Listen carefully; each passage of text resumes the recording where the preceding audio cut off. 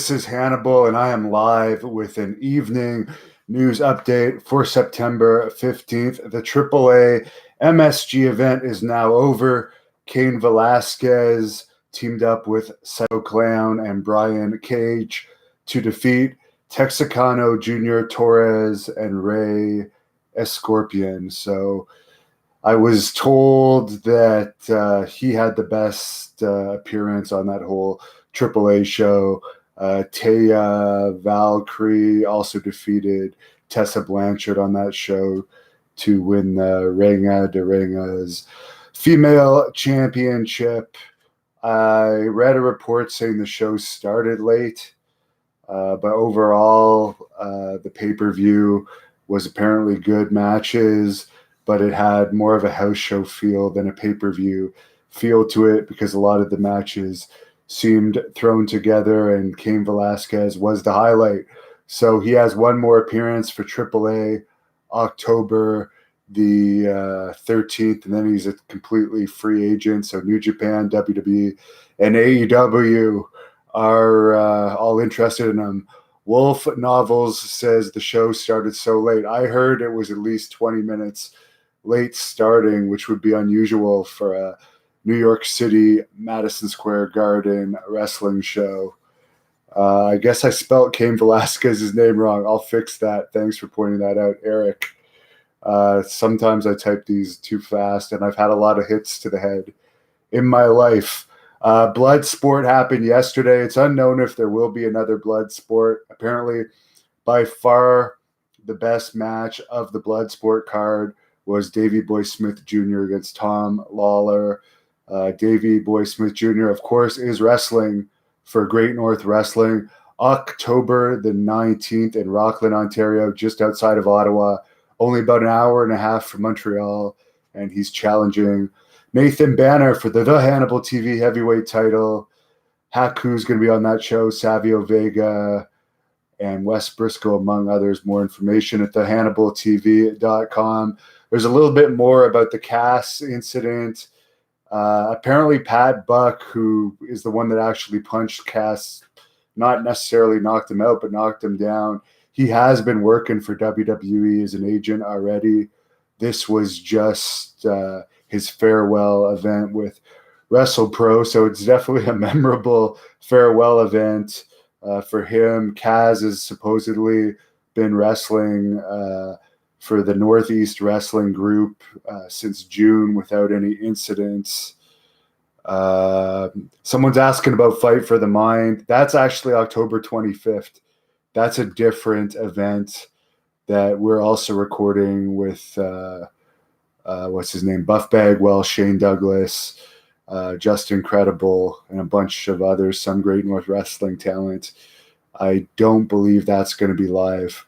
Most of our events are going to be taped and released later. Tamina, I think that's Jimmy Snuka's daughter. She returned to action at a house show in Macon, Georgia last night. Kofi Kingston is still the WWE champion, by the way, as far as the Clash of Champion results. He defeated Randy Orton. So even though he's certainly not a drawing champion, they're getting terrible crowds, canceling house shows left, right, and center too.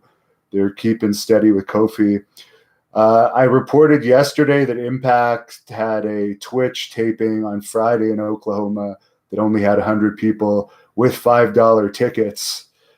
Some people were saying, that's doesn't matter. They were doing it with a local group. But your average plane ticket costs $500. It's possible for that show they didn't even pay for like one plane ticket after like all the money was counted, and there was a lot of fly-ins for that. And supposedly Impact had a Victory Road pay-per-view also in Oklahoma, but in a different city last night from the Stride Bank Center in Indred, Oklahoma, and tickets were as low as $7 for that show. And according to reports, they had a terrible crowd there too.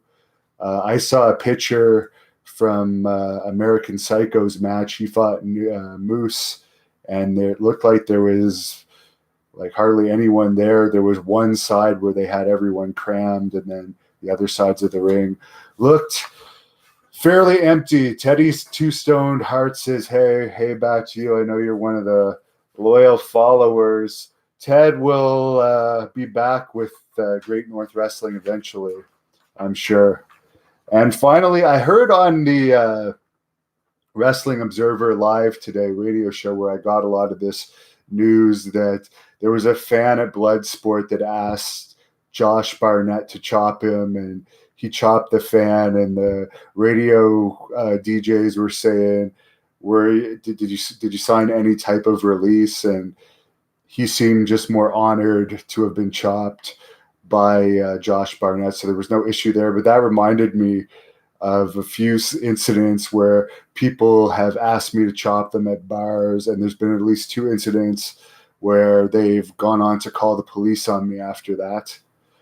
And then I had another incident resulting from a chop that I was basically introducing Hacksaw Jim Duggan at a comedy show in Ottawa, and there was another comedian that was opening for Duggan that introduced me before I went on to introduce Hacksaw.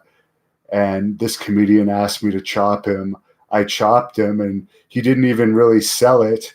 Then the next morning I wake up and the owner of the club has sent me all these pictures of this loser that he actually went to the hospital for getting chopped, showing that he was alleging that like it was causing problems with his heart and showing the chop marks. But it's like, you wanted to be chopped and sold it. So that was just pathetic. I didn't appear again at that club after that. That was a load of bullshit in a pretty crappy venue, but nothing came out of it with that. But ever since that, I've been a lot more careful when people ask me to chop them. So for wrestlers out there, there are some people that will act tough, then you'll chop them and stuff will happen. Oh, I'll tell you one more funny story about a chop. There was another bar incident where this was in fairly recent years, where a guy was asking me to chop him at a bar, and he actually took his shirt off to take the chop, and I chopped him, and I chopped him so loud that like it just echoed in the whole bar, and the whole bar went quiet. And then some other guy said to the guy that chopped him, like, "Are you a pussy? You're gonna let him just do that to you?"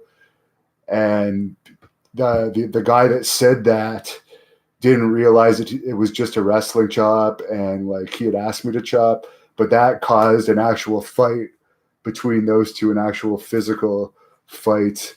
So the police ended up being called for that too. I left before they showed up. I had nothing to do with that fight. But yeah, chopping people in bars can be dangerous. Any Teddy Hart stories? There's tons of funny Teddy Hart stories. The funniest one, and I've said this before, was when he was first wearing his outfits. People were still getting used to it, but I used to hang out with him all the time. And he wasn't driving for some reason, so I would drive around with him a lot at night, and he was dating this really hot girl at the time, and she had some friends, and we were going over to their house or something, and they lived like in the basement part of a house. But to get to the house, there's like 2 flights of stairs that like go up on either side to get to the entrance. It's the same entrance for the basement apartment to the upstairs of the house.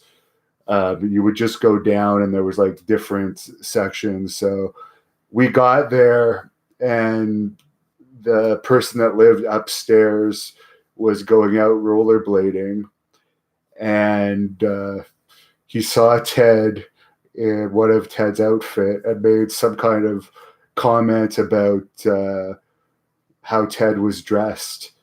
So Ted walked up to the top of the stairs and pushed this guy who was on rollerblades, and the guy went flying down the stairs. It was hilarious. It was because like it was obvious Ted was going to do something, but this guy was still lipping Ted as if Ted was not going to do something, but he was on rollerblades, not even holding on to the handle of the stairs. and he just went flying. And then I told Teddy, I said, we better get out of here because this guy's going to call the police. He's like, no, we came all the way here. We're going to do what we came here to do. We're going to hang out with these girls. So he ended up calling the police, and the police came, and Ted somehow talked his way out of it. They just talked to Ted and basically told them to leave the upstairs guy alone. He dropped the Hart name. He went on that he was Stu Hart's grandson, Bret Hart's nephew, talked about some of the charity stuff he's done, and somehow nothing came out of it. But it was just funny because the guy just went flying down the stairs. That was one of the funniest things I've ever seen Ted do. But there's been tons. There was one time, I'll tell one more funny Ted Hart story. When we were driving around, we were at a stoplight, and there was like 5 bouncers out front of a club. They were all big, and there was like a change jar, not change, but like a compartment full of change. I was driving his SUV at the time, and he had a ton of change in this compartment, and he just took a handful of change and whipped it at the bouncers just to be an asshole. And then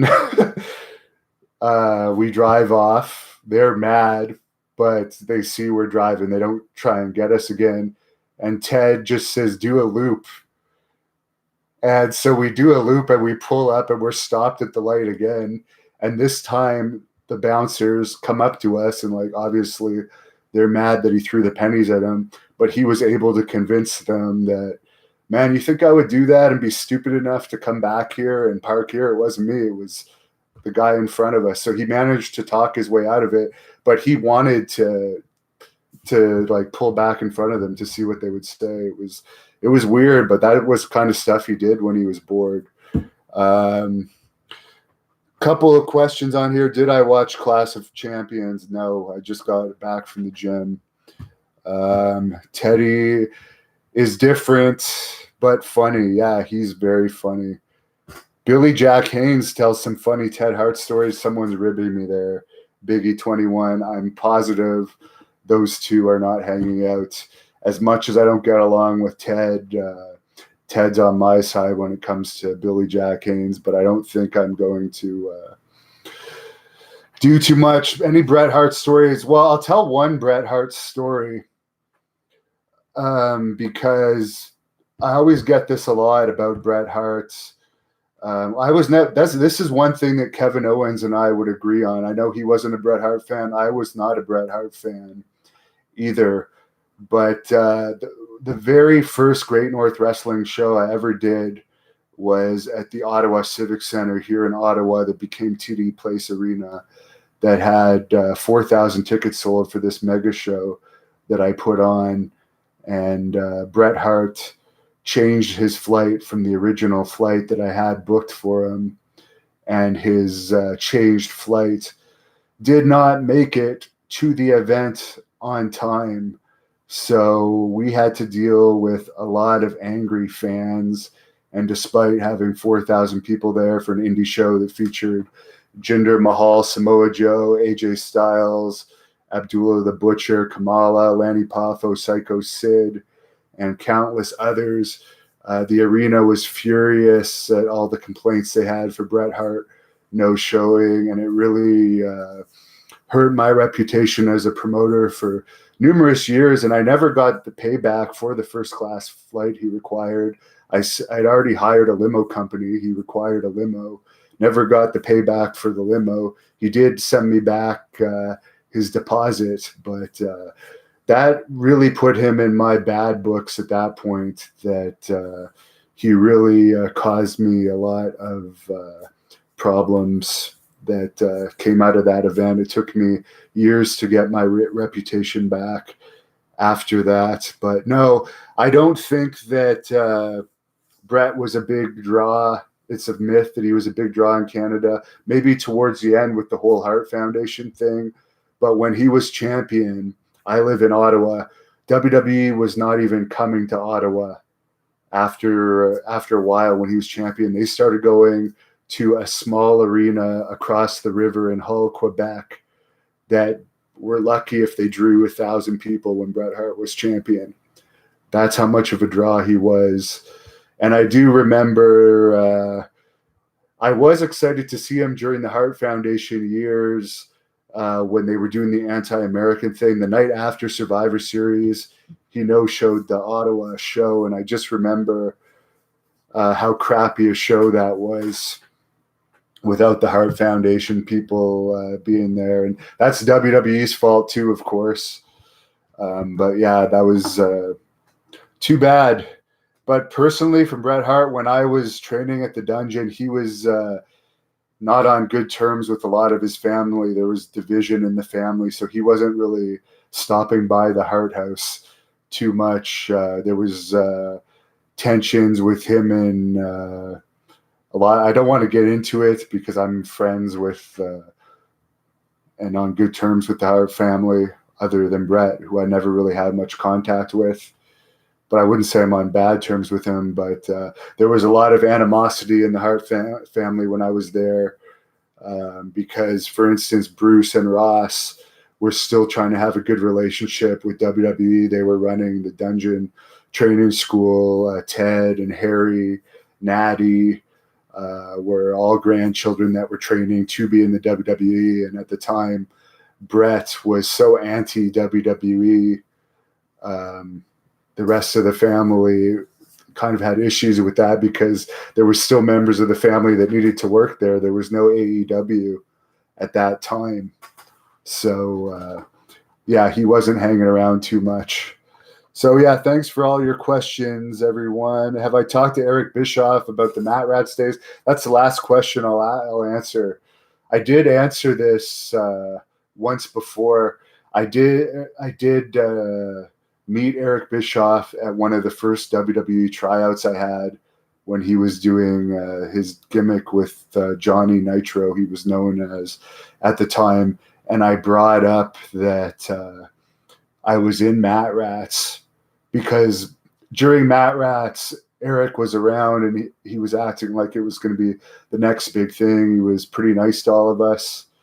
But when I introduced myself to him and said I was in Mat Rats, he pretended kind of like he didn't know what Mat Rats was and quickly moved away from me. So, yeah. Have I ever met Stu Hart or trained in the dungeon? The Real Frisco asked, yes, I trained in the dungeon for 3.5 years. Stu Hart was always in the Hart House. And when we trained outside in the summer, Stu would usually watch the outdoor training sessions